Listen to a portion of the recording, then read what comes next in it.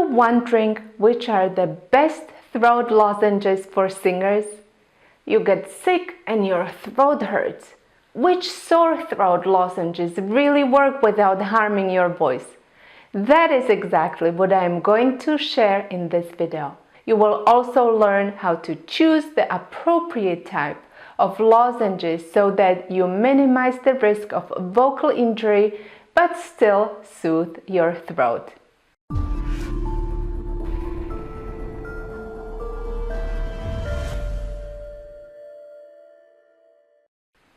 Hi and welcome back.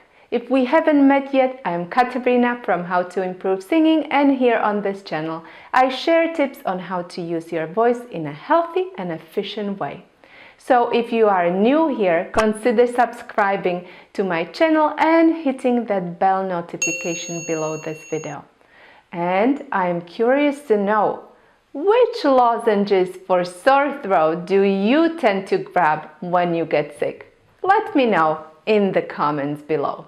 So, you experience throat discomfort.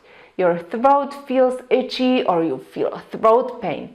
You have a hard time swallowing or your throat feels dry. But you need your voice. You have a performance or you are giving a speech in a couple of days and you are looking for a quick solution. So, you reach for some lozenges for throat pain.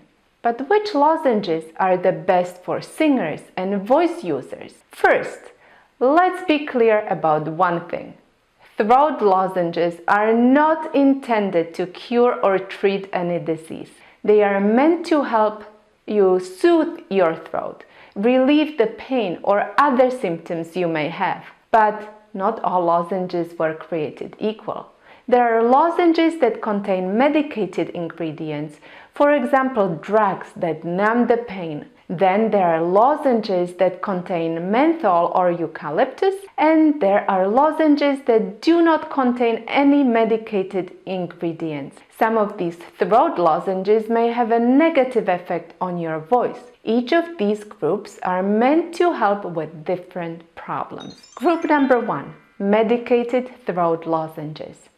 One of the drugs contained in throat lozenges is an anesthetic, which is a drug that decreases pain. This type of lozenges numb your throat so that you get a temporary relief of throat pain. Other lozenges can contain antiseptics, which is a drug killing viruses and bacteria in your throat. Examples of medicated lozenges are Cepacol and Strepsils. And there are many different types of Cepacol and Strepsils lozenges with different combinations of drugs in them. The problem with the numbing lozenges is that they mask pain. If you don't feel pain, you are more prone to vocal injuries because you can easily overwork your vocal folds. So if you opt for numbing lozenges because the pain is simply unbearable, don't sing or use your voice extensively while you are taking them. Group number 2, lozenges with menthol and eucalyptus. Ingredients such as menthol and eucalyptus are now found in almost all lozenges. Even the medicated lozenges have some extra menthol for a better effect. Menthol and eucalyptus are mostly used as decongestants. So this group of lozenges may be good for a blocked nose or sinuses. Menthol constricts the blood vessels in the nose, which reduces swelling and you are able to breathe easier. However, the effect can be only temporary. The main drawback of lozenges containing menthol is that they have a dehydrating effect. And sometimes that is not what you want to achieve when your throat or mouth already feel dry. Examples of menthol lozenges are Regular Halls, Ricola, Fisherman's Friend, and Vicks. Group 3, non-medicated throat lozenges. Finally, there is a third group of lozenges that do not contain any drugs but have active ingredients such as pectin, glycerin, or elm bark.